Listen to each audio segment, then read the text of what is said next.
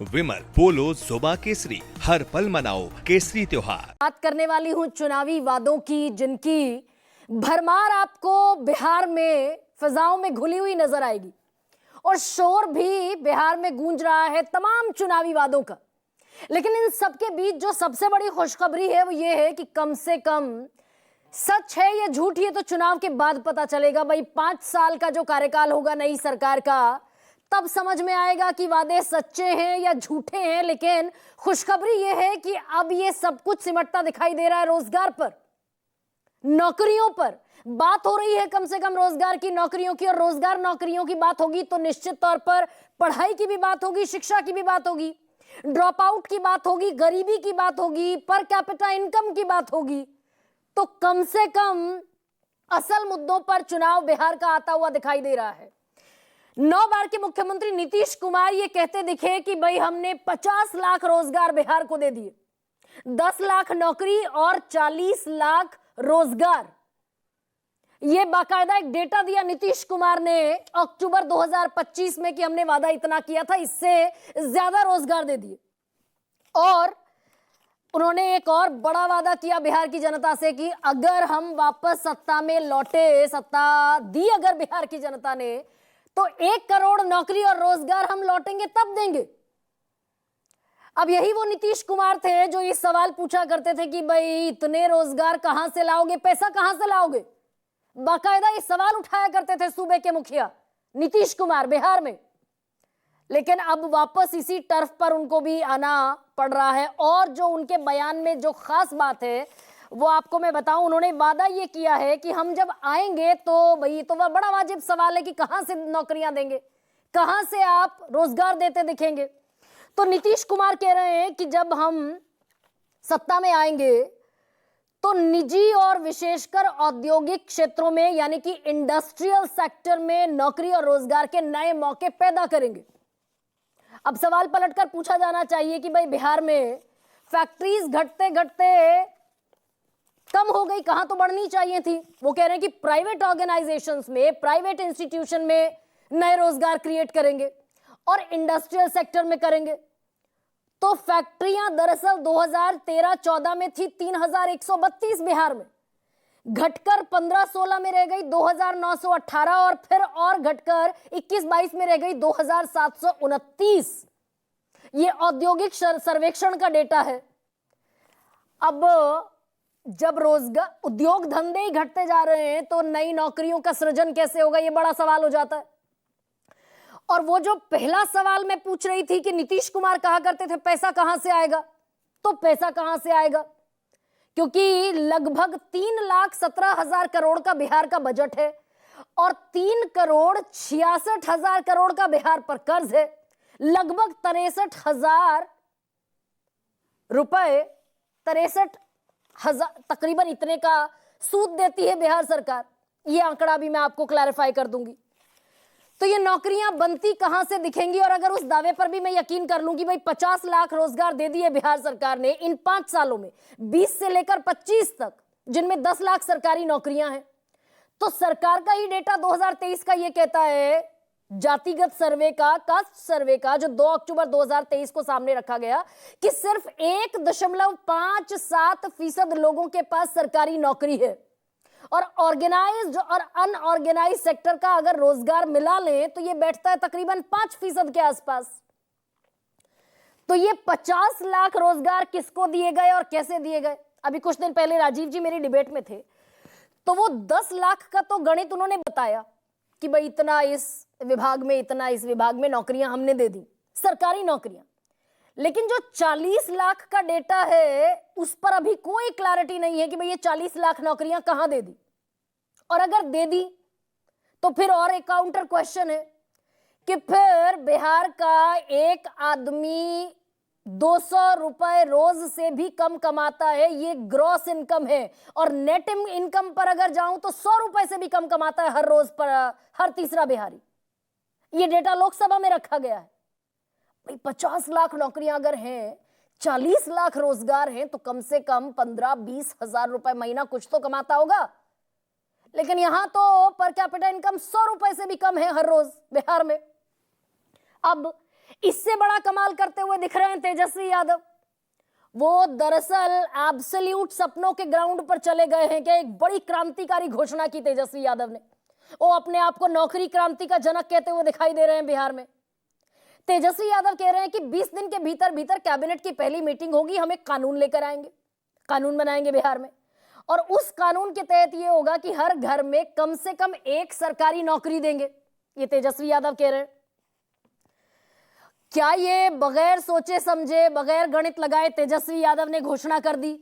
ये समझ से परे है, क्योंकि नौकरियां देनी पड़ेंगी। ये मैंने तरसों भी यह डेटा आपके सामने रखा था।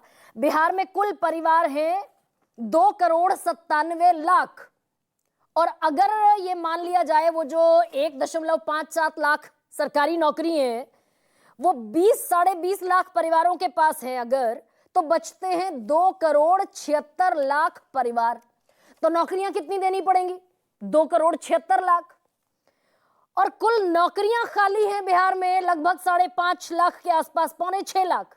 मैं पढ़ देती हूं आपके सामने पूरा डेटा। ये नौकरियां हैं कहां? शिक्षा विभाग में खाली पद हैं लगभग 2,17,000, स्वास्थ्य विभाग में 65,000, गृह विभाग में ये खाली पद हैं बिहार में सरकारी नौकरियों में।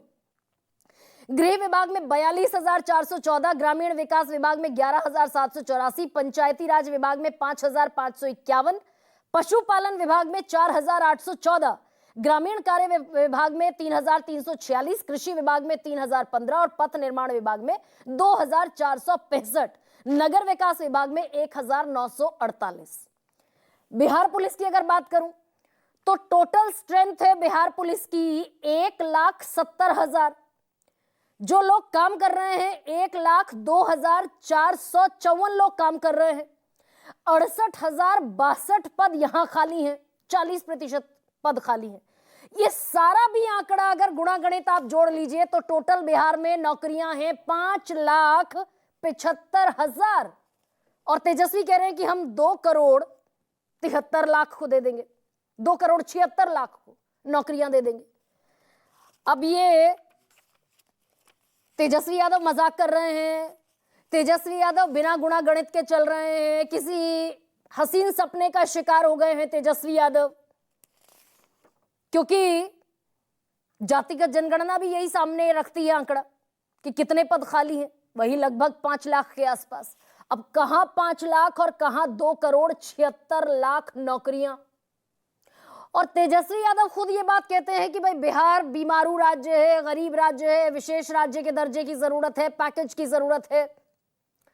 तो बजट है बिहार का, मैं पहले भी ये बात बता चुकी हूं, बजट है बिहार का 3,19,000 करोड़, 17,000 करोड़। कहीं कहीं ये वेरी करता है, 2-3 हजार करोड़ का फर्क रहता है। तो बजट है 3,17,000 करोड़ का। और अगर मिनिमम भाई आप चपरासी के पद पर भी किसी को रखेंगे, इसमें एक पेंच और भी है। तेजस्वी यादव ये बताते कहीं नहीं दिख रहे हैं कि ये जितने भी नौकरियां होंगी ये संविदा पर होंगी, यानी कॉन्ट्रैक्चुअल बेसिस होंगी। वो जो लाठियां खाते घूम रहे हैं पटना में संविदा कर्मचारी, मांग है उनकी कि भाई हमें परमानेंट कर दो, हमें कॉन्ट्रैक्ट पर रख लिया था, हमारी क्या गलती है? तो तेजस्वी यादव यहां भी क्या खेल कर रहे हैं कि ना तो ये बताते दिख रहे हैं कि परमानेंट होंगे, ये कॉन्ट्रैक्चुअल होंगे, कैसे होंगे। और अगर कम से कम 20,000 भाई चपरासी की भी नौकरी देंगे अगर, तो 20,000 रुपए से कम तनख्वाह तो सरकारी नौकरियों में मुश्किल है। ये 20,000 रुपए अगर आप 2,76,000 नौकरियों में देते हैं, 2,76,00,000 नौकरियों में देते हैं लोगों को, तो कुल खर्च है महीने का 56,000 करोड़।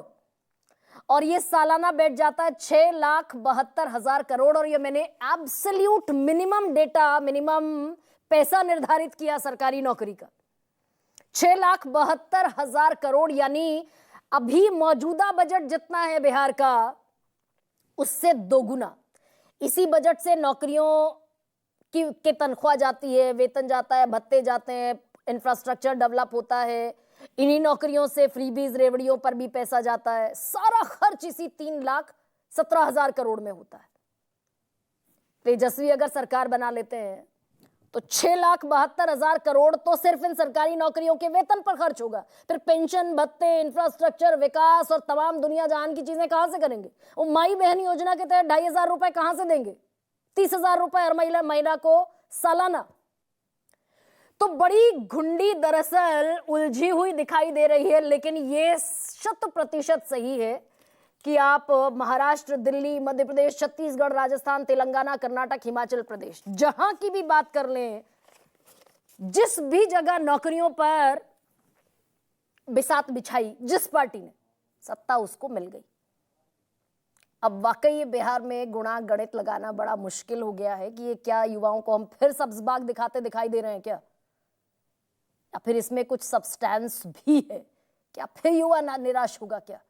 बयान सुनाते हैं आपको। परिवार के पास सरकारी नौकरी नहीं है, उस परिवार को सरकारी नौकरी मिलेगा और 14 नवंबर के बाद से बिहार की जनता बेरोजगारी से मुक्ति पाएगी। 20 वर्षों से लालू परिवार सत्ता से बाहर है, तो बुद्धि भी कारावास में कैद हो गया है। क्या राज्य सरकार को यह सक्षम संविधान के तहत प्राप्त अधिकार है? राइट टू एम्प्लॉयमेंट का अधिकार है राज्य सरकार को कानून बनाने का? हम यहाँ लगभग 55 विभाग हैं। 55 विभाग में लगभग 4 लाख पद रिक्त, अलग अलग पद जो है पदों के अनुसार। यदि हमारी सरकार बनेगी तो हम इंडिया गठबंधन के साथ मिल करके इन सभी पद को भरने का प्रयास करेंगे। पिताजी ने तो नौकरी के बदले अब जमीन लिखा लिया, अब ये क्या करेंगे? एगो था संघ, ये लालू जी का परिवार है डपोर संघ, जेबी में टका नहीं है, सराय में डेरा। और इस बीच एक नई रवायत भी शुरू होती दिख रही है, भाई नौकरी अगर देंगे तो बच्चों को पढ़ाना लिखाना भी पड़ेगा। तो ड्रॉप आउट रेट बिहार में ठीक ठाक है। 1 से 5वीं तक पढ़ने वाले बच्चे सिर्फ 22 से 23% हैं, बाकी सब ड्रॉप आउट कर जाते हैं। तो प्रशांत किशोर एक नई आमद है राजनीति में। 51 उम्मीदवार घोषित किए हैं और उनमें से ज्यादातर डॉक्टर, गणितज्ञ, वकील, सब पढ़े लिखे लोग हैं। तो ये एक नई आमद भी है क्या राजनीति में? अब ऐसे में आज का सबसे बड़ा सवाल आपके सामने रखते हैं। तेजस्वी की नौकरियों का अंबार या फिर से नीतीश कुमार? और दूसरा सबसे बड़ा सवाल, भाई कहां से लाएंगे रोजगार, जॉब? बिहार